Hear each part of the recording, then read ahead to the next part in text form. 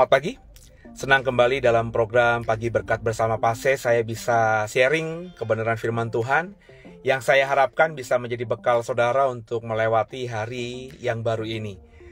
Ini adalah hari Selasa, saya berharap Selasa saudara adalah Selasa yang diberkati Tuhan. Dan firman Tuhan yang saya mau sharingkan kepada saudara terambil dari surat Ibrani pasal yang kelima, ayat yang ke-11 sampai dengan ayat yang ke-14. Saya akan membacakannya versi terjemahan baru 2. Ibrani pasal 5 ayat 11 sampai 14, demikian firman Tuhan. Tentang hal itu banyak yang harus kami katakan, tapi yang sukar untuk dijelaskan, karena kamu telah lamban dalam hal mendengarkan. Sebab sekalipun kamu ditinjau dari sudut waktu, sudah seharusnya menjadi pengajar, kamu masih perlu lagi diajarkan asas-asas pokok dari perkataan Allah. Dan kamu masih memerlukan susu, bukan makanan keras. Sebab setiap orang yang terus minum susu, ia tidak memahami ajaran tentang kebenaran. Sebab ia adalah anak kecil. Tapi makanan keras adalah untuk orang-orang dewasa yang memiliki indera yang terlatih untuk membedakan yang baik dari yang jahat. Saya yakin semua orang Kristen sudah pernah membaca atau paling enggak sudah pernah mendengarkan kalimat ini, ayat-ayat yang barusan saya baca. Bahwa sebagai orang Kristen, penulis surat Ibrani mengatakan mestinya kita itu makanannya makanan yang keras, bukan lagi makanan-makanan yang disebut susu, ya. Sebab dikatakan tadi, susu itu bagi orang-orang yang tidak memahami ajaran tentang kebenaran. Seperti anak kecil.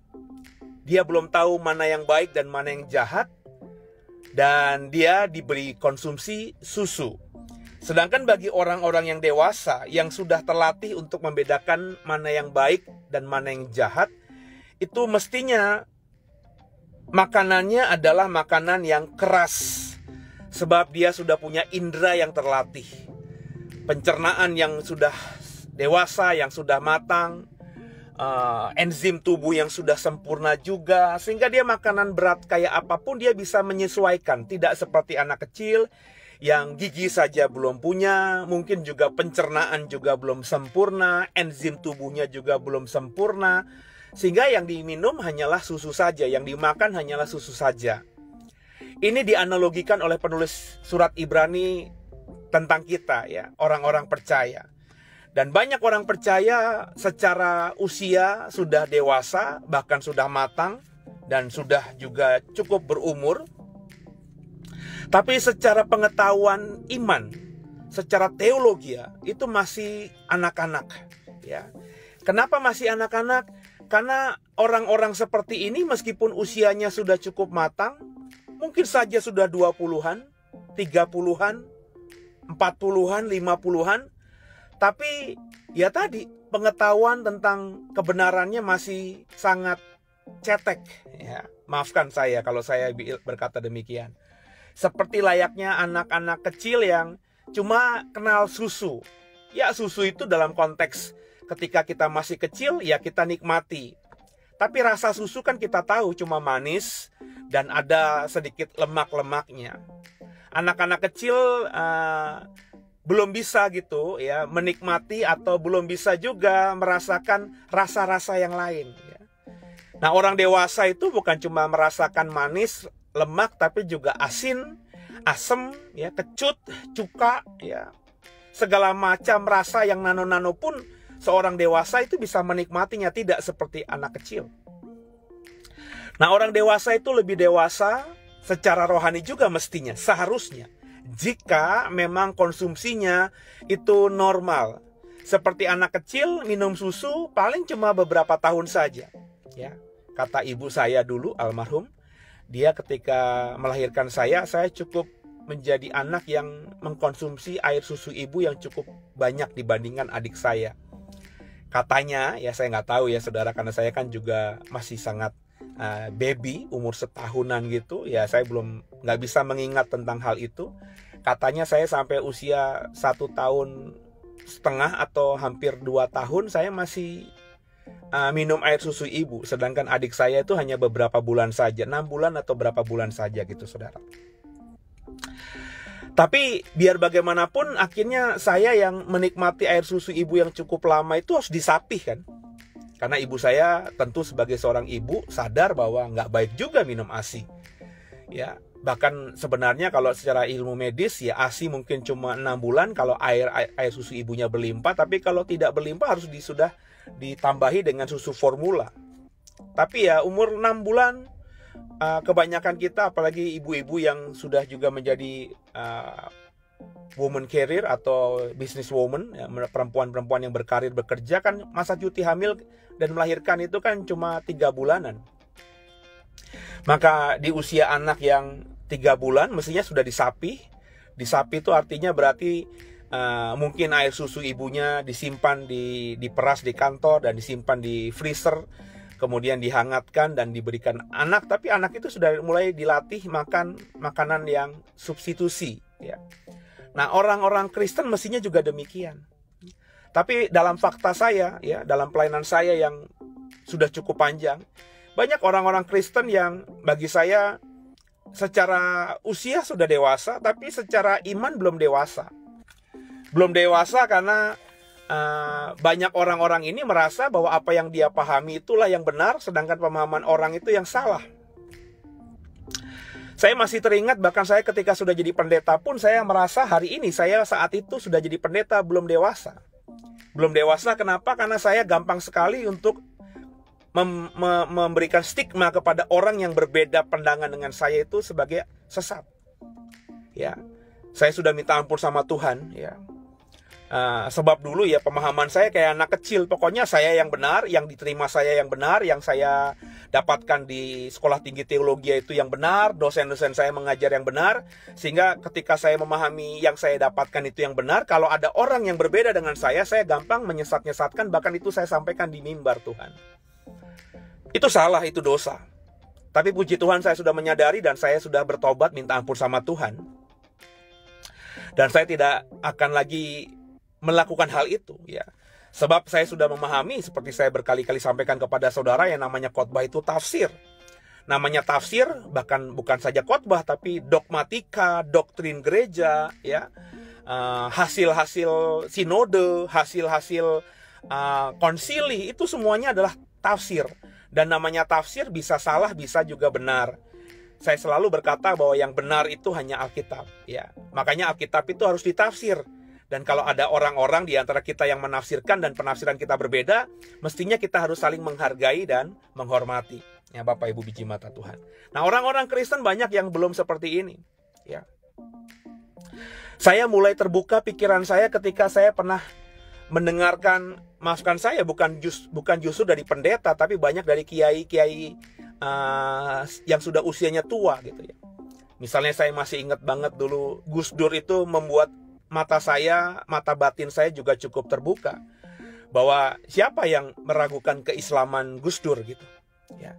Tapi beliau itu sangat respect, sangat menghormati misalnya dengan Israel. Bahkan ketika dia jadi presiden, Gus Dur sempat menyuarakan untuk memulihkan atau membangun hubungan diplomatik dengan Israel kalau memang mau menyelesaikan konflik Israel dengan Palestina. Sebab selama kita tidak berhubungan dengan Israel, bagaimana kita bisa mendamaikan Palestina dengan Israel? Ya, kita nggak bisa langsung berhubungan dengan Israel. Pasti lewat orang-orang kedua. Seperti hari ini, ya, Presiden Jokowi katanya mau menyuarakan suara hati dari negara-negara Muslim, negara-negara Oki, karena beliau hari ini mau bertemu dengan presiden. Bagi saya nonsen, nggak mungkin Presiden Amerika maksud saya. Bagi saya itu nonsen, ya. Sebab bicara sama Presiden Amerika itu nggak kena sasaran, ya. Siapa bilang Presiden Amerika itu bisa mengatur Israel, ya? Yang saya pahami justru sebaliknya, ya. Sebab yang saya tahu bahwa tidak mungkin ada Presiden Amerika yang bisa menjadi calon presiden, entah itu dari Demokrat maupun Republik, yang tidak mendukung Israel. Artinya apa? Artinya para sponsor-sponsor, orang-orang kuat yang punya dana, yang mendukung calon presiden Amerika baik dari Demokrat dan dari Republik itu adalah orang-orang yang mendukung Israel. Jadi kalau dibilang sekarang Presiden Amerika bisa mempengaruhi Israel itu, bagi saya, maafkan saya, pemahaman yang terlalu cetek, saudara ya. Maafkan saya ya. Jadi apa yang diasumsikan, bahkan dipositifkan Presiden Jokowi bisa membuat konflik Israel dengan Palestina itu reda dengan mempengaruhi atau menyampaikan pikiran negara-negara Islam kepada Presiden Amerika itu adalah, maafkan saya, sesuatu yang nggak benar, nggak bisa juga ya. Jangan lebay juga lah ya. Hal seperti itu. Bagi saya Gus Dur itu yang bagus ya, dengan dia membangun pemikiran agar Indonesia membangun hubungan diplomatik dengan Israel, maka kita bisa menjadi non-blok. Kita bisa berhubungan langsung dengan Israel ketika kita anggap Israel melakukan sesuatu yang keji, dan juga kita bisa berhubungan langsung dengan Palestina, membantu Palestina, sehingga hubungan kita dengan Israel dan Palestina itu bisa menjadi balance.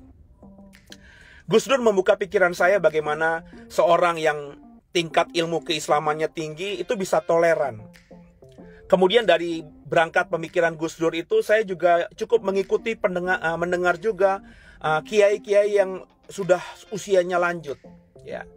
Ya, contohnya hari ini yang saya tahu, misalnya Kiai Maimun Jubair ya, yang sudah almarhum, yang meninggal kemarin ketika naik haji atau umroh di Mekah beberapa tahun yang lalu.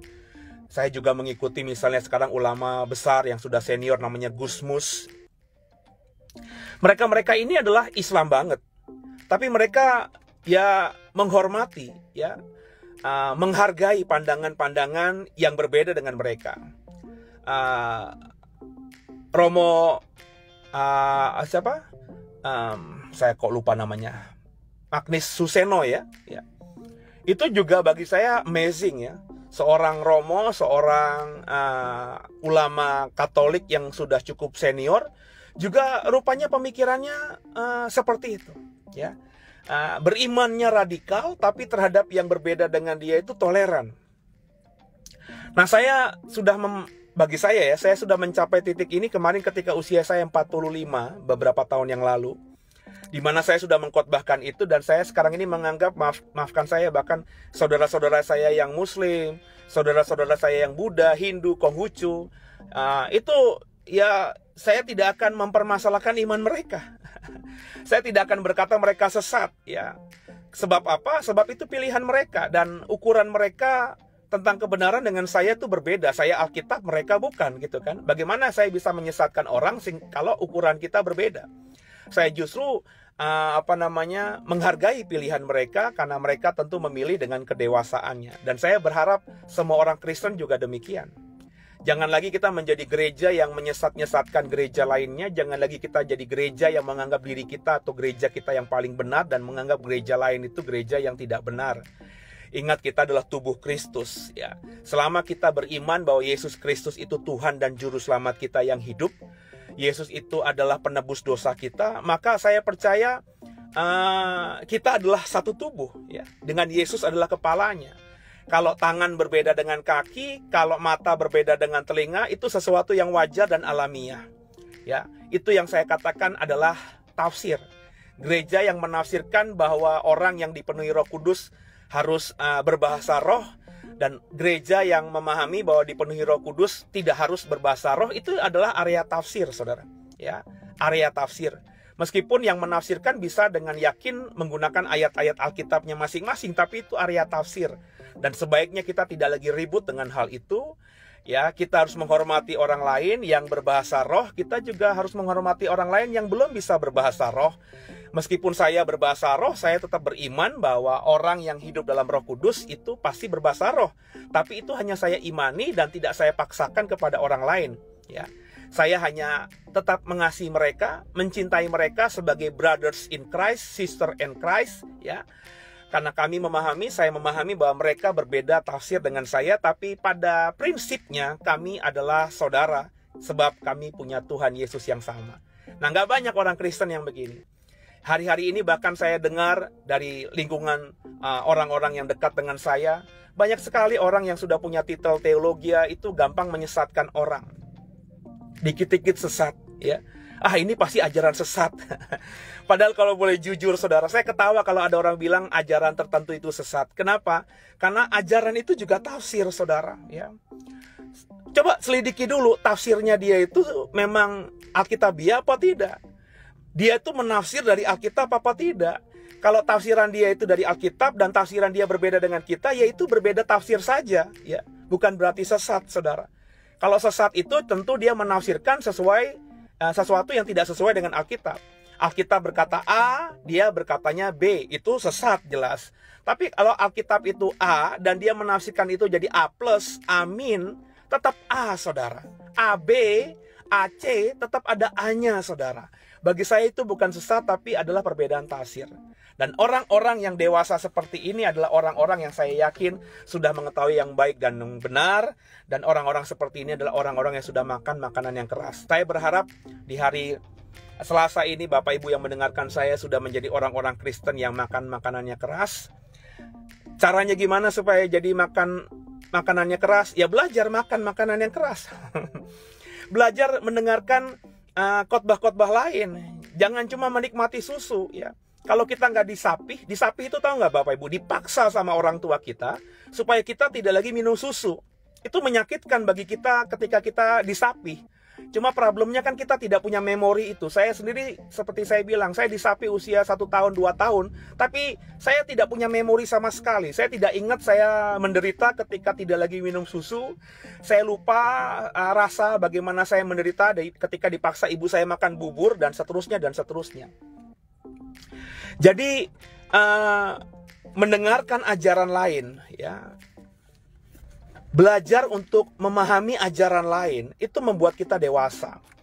Belajar makan bubur, belajar makan roti, belajar makan bubur dicampur kecap, belajar kemudian makan bubur dicampur kecap dan ditambahkan dengan sambal. Itu proses, saudara. Itu harus dilewati. Maka bagi saya orang Kristen, maafkan saya ya saudara ya, maafkan saya, ini subjektif saya. Kalau ada orang Kristen yang dari TK, SD, SMP, SMA, kuliah, menikah, terus bahkan ketika sampai tua dia hanya berada di sebuah gereja saja. Maafkan saya ya, ini kan saya boleh berpikir secara subjektif.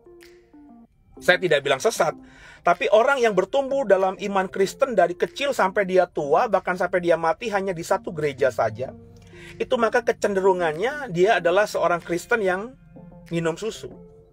Ya. Saya tidak bilang Bapak Ibu harus pindah gereja, tidak. Paling tidak Bapak Ibu tuh belajar untuk menggali Alkitab sendiri. Ya, karena kenapa saya bilang begitu? Karena banyak orang Kristen yang hidup dan besar tumbuh hanya di satu gereja. Itu kebanyakan yang cuma menerima saja. Menerima mentah-mentah ajaran dari pendetanya, gerejanya tanpa mau menyelidikinya. Ini yang saya bilang minum susu. Sebab bagi saya kalau Bapak Ibu sudah dewasa secara usia dan mau saja untuk belajar Alkitab, terus minta tolong sama Roh Kudus, maka saya yakin, saya jamin ada hal-hal baru yang Bapak Ibu dapatkan dari Alkitabmu yang berbeda dengan apa yang selama ini kau dapatkan dari gerejamu. Pasti itu, ya, pasti itu. Saya sudah pernah berganti gereja 3 kali. Ya, bukan karena saya suka ganti gereja, tapi karena kondisi saat itu saya harus berganti gereja. Saya pernah di GPIB, saya pernah di Tiberias, saya sekarang ini mengembalakan di JKI, ya, di JKI Due. Saya melewati proses itu, ya. Saya memahami sekarang bahwa saya tidak bilang ajaran GPIB sesat. Saya tidak bilang juga ajaran gereja Tiberias sesat. Ya, saya justru berkata dengan saya memahami ajaran GPIB, ajaran Tiberias, dan sekarang saya jadi guru mengajar sendiri. Saya merasa bahwa saya sudah makan makanan yang keras karena saya sudah mencicipi makanan-makanan atau resep-resep atau spesies atau bentuk-bentuk makanan yang berbeda-beda. Dan itu membuat saya dewasa sehingga saya akhirnya bisa mencerna dan memahami dan akhirnya menemukan mana yang benar itu. Dari perjalanan ini, maka Bapak Ibu, yuk sama-sama jadi orang Kristen yang haus akan Tuhan. Maka ketika nanti hari siang jam 12 ada jeda istirahat siang, Bapak Ibu hanya menggunakan istirahat siangmu setengah jam, masih ada setengah jam, cobalah ambil Alkitabmu di handphone untuk baca 1 ayat, 2 ayat sambil minta pertolongan Roh Kudus, supaya Bapak Ibu semakin paham kebenaran. Dan kalau paham kebenaran maka akan menjadi orang Kristen yang dewasa. Dan itu yang dituntut oleh Alkitab dalam surat Ibrani pasal yang ke-5. Bapak, Ibu, dan saya menjadi orang-orang Kristen yang dewasa secara rohani. Bukan Kristen anak-anak yang bisa makan makanan yang keras, bukan semata makanan atau minum susu saja. Semoga dipahami, semoga dimengerti, semoga kita sama-sama menjadi orang-orang Kristen yang dewasa seperti yang Tuhan mau. Izinkan saya sebelum menutup renungan pagi ini berdoa bagi saudara yang terutama mau beraktivitas di hari ini. Satu hati kita berdoa. Bapa, kami mengucap syukur buat hari ini kami sudah dengarkan kebenaran firman Tuhan. Kami diajarkan dalam surat Ibrani pasal kelima tadi untuk belajar makan makanan yang berat, makan makanan yang keras. Tidak cukup puas dengan hanya minum susu, meskipun susu itu enak. Kami harus bertumbuh menjadi orang-orang Kristen yang paham, membedakan dengan objektif mana yang baik dan mana yang jahat. Bukan seperti anak kecil yang menilai yang baik dan yang jahat itu karena figur atau pengaruh dari orang tua dan lingkungan keluarganya. Anak-anak itu tahu yang baik dan jahat karena lingkungan keluarganya berkata itu baik, itu jahat. Tapi orang yang dewasa, meskipun keluarganya mungkin berkata itu jahat, tapi orang yang sudah dewasa, sudah matang, itu bisa menentukan pilihannya sendiri, sehingga mungkin berbeda pandangan dengan apa yang disampaikan oleh keluarganya. Sebab dia sudah memilih dan pilihannya itu dilakukan dengan pikiran yang objektif dan bertanggung jawab. Kami rindu menjadi orang Kristen yang seperti ini ya Roh Kudus. Maka tolong kami agar kami semua menjadi orang Kristen yang dewasa, orang Kristen yang matang, orang Kristen yang siap makan makanan keras sekalipun. Berkati semua yang sudah join bersama, berkati setiap kami yang ingin melewati hari Selasa kami ini. Tuhan tolong kami, mampukan kami sehingga hari Selasa ini kami benar-benar bisa bekerja dengan baik, diberkati Tuhan berlimpah-limpah, dan bisa jadi berkat bagi banyak orang sehingga nama Tuhan dipermuliakan. Itulah kerinduan kami ya Bapa, agar di sepanjang hidup kami bisa menyenangkan hati Tuhan. Ampuni salah dosa kami. Yesus Kristus, Kaulah Tuhan, Juru Selamat kami yang hidup, dan ke dalam tangan-Mu lah Tuhan Yesus kami serahkan tubuh jiwa roh kami. Haleluya. Amin. Selamat beraktivitas. Saya doa sungguh Selasa ini Selasa penuh berkat buat semuanya. God bless you. Sampai jumpa. Haleluya.